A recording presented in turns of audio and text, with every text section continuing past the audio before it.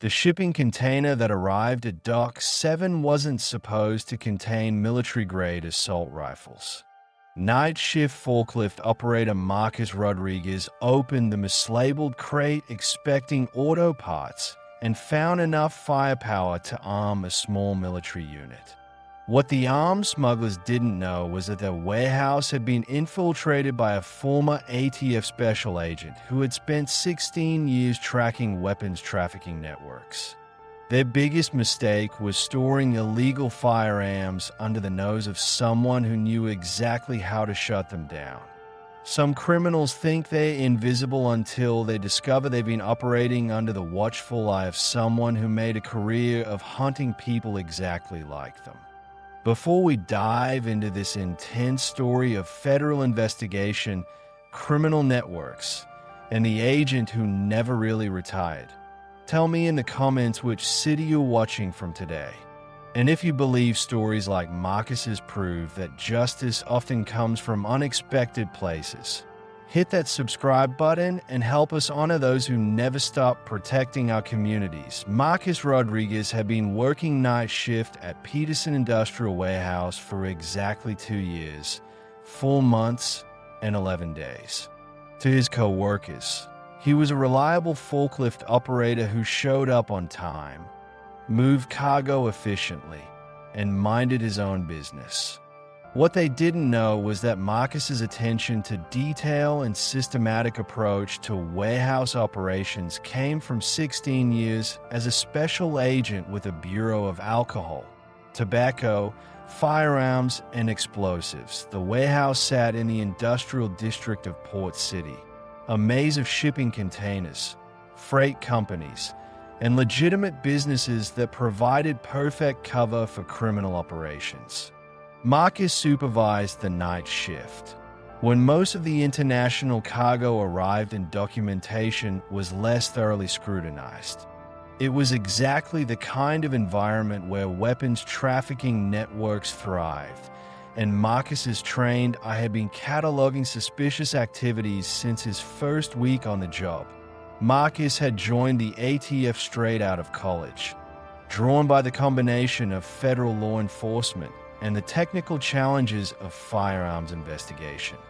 After completing training at the Federal Law Enforcement Training Center, he had specialized in weapons trafficking investigations, learning to trace firearms from the manufacturer to their illegal distribution on the streets for 16 years. Marcus had worked cases that ranged from small-time gun runners to international trafficking networks that supplied weapons to criminal organizations and terrorist groups. He had learned to identify the patterns that indicated illegal weapons movement, shipping anomalies, documentation discrepancies, and the subtle signs that distinguished legitimate firearms commerce from criminal operations. The work had been demanding, both intellectually and emotionally.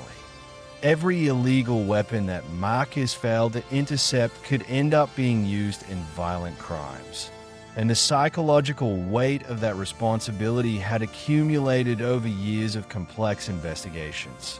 Marcus had built cases that resulted in the arrests of hundreds of criminals and the seizure of thousands of illegal weapons. But the victories never completely offset the knowledge that more weapons were always moving through channels he hadn't yet discovered. When Marcus retired from the ATF, he had deliberately chosen warehouse work as a way to use his logistical skills while avoiding the high-stress investigations that had defined his federal career. For 2 years, the strategy had worked. Marcus found peace in the routine of moving cargo, satisfaction in the systematic organization of warehouse operations, and purpose in honest work that didn't involve life or death decisions. The employees at Peterson Warehouse knew Marcus as competent, professional, and unusually observant about cargo handling procedures. He insisted on proper documentation, checked shipping manifests with meticulous attention to detail, and had an uncanny ability to spot discrepancies that other supervisors missed. They attributed this to experience and professionalism, never suspecting that Marcus's vigilance came from intimate knowledge of how criminal organizations used legitimate shipping to move illegal cargo. The suspicious shipments had started arriving about 6 months earlier. Containers from overseas with documentation that didn't quite match their contents. Manifest discrepancies that were small enough to avoid detection by casual inspection, and shipping patterns that suggested coordination rather than coincidence. Marcus had noticed the anomalies immediately, but without his federal authority, he could only observe and document. On Thursday night, the container from Eastern European Shipping Manifest listed automotive parts and machinery. But when Marcus conducted his routine inspection, he found something that made his blood freeze. Military-style assault rifles, still in their factory packaging, hidden beneath a layer of legitimate auto parts. Marcus's ATF training kicked in before his conscious mind had time to process the implications. This wasn't just a few illegal weapons.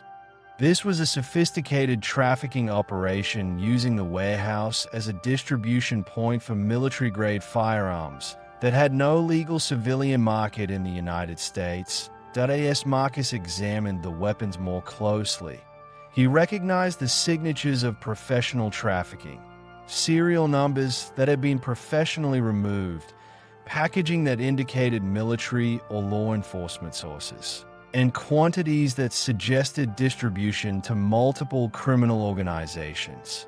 This was exactly the kind of operation that Marcus had spent 16 years investigating. Marcus faced a critical decision. He could report the discovery through normal channels, but by the time local police and federal agents responded, the criminal network would have time to move their operation and destroy evidence. Or he could use his ATF training to build a case that would expose the entire trafficking network. Marcus chose the more dangerous option. Using techniques learned from 16 years of undercover operations, Marcus began documenting the trafficking network while maintaining his cover as a warehouse employee. He photographed shipping documents, tracked cargo movements, and identified the patterns that would allow federal agents to map the entire criminal organization. Over the following weeks, Marcus discovered that the trafficking operation was far more sophisticated than a simple weapons smuggling ring. The criminals were using a network of legitimate businesses to move military weapons from overseas sources to domestic criminal organizations. They had corrupted shipping documents, bribed customs officials, and established distribution channels that reached criminal groups across multiple states. Marcus's investigation revealed that the warehouse was just one node in a network that included port facilities, shipping companies, and retail gun stores that served as fronts for illegal sales. The scope of the operation suggested coordination by organized crime groups with international connections and the resources to corrupt multiple levels of the supply chain. Using encrypted communication methods learned during his ATF career, Marcus began feeding intelligence to his former colleagues at the federal level. But he knew that gathering evidence was only half the battle. To successfully prosecute the criminal network, federal agents would need to catch the traffickers in the act of moving weapons, and that meant Marcus would have to help coordinate a takedown operation while maintaining his cover. The operation came to a head on a Friday night when Marcus learned that a major weapons shipment was scheduled for distribution to criminal organizations in 3 different cities. This was the opportunity that federal agents needed to arrest the entire network, but it would require Marcus to expose his identity and risk direct confrontation with armed criminals. Marcus coordinated with an ATF task force that included agents from multiple federal agencies. Using the warehouse's security system, They were able to monitor the criminals' activities and position tactical teams for a coordinated arrest operation that would prevent the weapons from reaching their intended destinations. The takedown operation began at 11:47 p.m. when the first criminals arrived to collect their weapons shipment. Marcus maintained his cover until the last possible moment, then revealed his federal law enforcement background and began directing the tactical response with the expertise of someone who had coordinated similar operations throughout his career. The confrontation that followed tested Marcus's skills in ways that warehouse work never had. The criminals were armed and prepared to fight rather than face federal weapons trafficking charges. But Marcus's training and the tactical support of federal agents resulted in the arrest of 12 suspects without any law enforcement casualties. The investigation that followed revealed that Marcus had exposed one of the largest weapons trafficking networks in the region's history. The criminal organization had been moving military weapons for over 3 years, supplying firearms to drug cartels, organized crime groups, and other criminal organizations.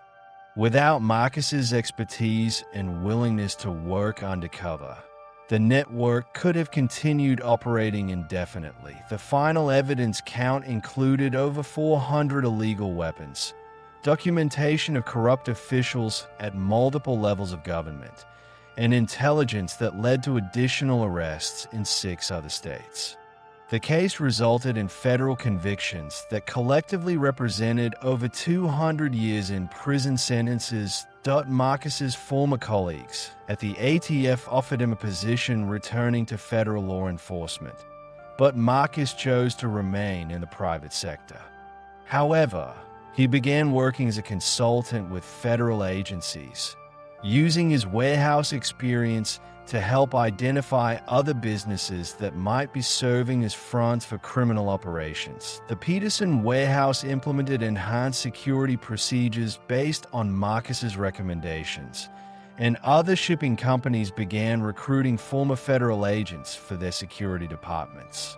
Marcus had proven that the most effective weapon against criminal networks was often someone who understood their methods and had the expertise to recognize their operations. Marcus Rodriguez never sought publicity for his role in dismantling the trafficking network.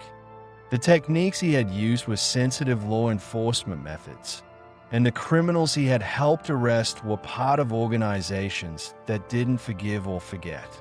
But the hundreds of weapons that were prevented from reaching the streets represented crimes that would never be committed, victims who would never be harmed, and communities that were safer because one man had refused to ignore what he knew was wrong. The warehouse returned to normal operations, but with enhanced security measures and the knowledge that criminal organizations could no longer assume that legitimate businesses were safe havens for illegal activities. Marcus continued his work moving cargo, but now he did it with the satisfaction of knowing that his federal training had found new purpose in protecting his community. So I ask you, have you ever discovered that someone in your workplace was hiding skills that could change everything if the right situation arose? Someone whose quiet competence masked expertise that could expose the criminals hiding among us? Share their story in the comments. Because here at the Human Stories, we believe that justice often depends on people who never stop being protectors, even after they change careers. Thank you for watching. If Marcus's story moved you, please subscribe and share this video. Help us honor those who carry their federal training into civilian life, ready to use their expertise when criminal organizations threaten our communities, proving that retirement from law enforcement doesn't mean retirement from justice. Until next time, remember, the person moving cargo in your local warehouse might once have been the one tracking illegal weapons across international borders. Sometimes the most dangerous enemies of crime are hiding in the most ordinary jobs.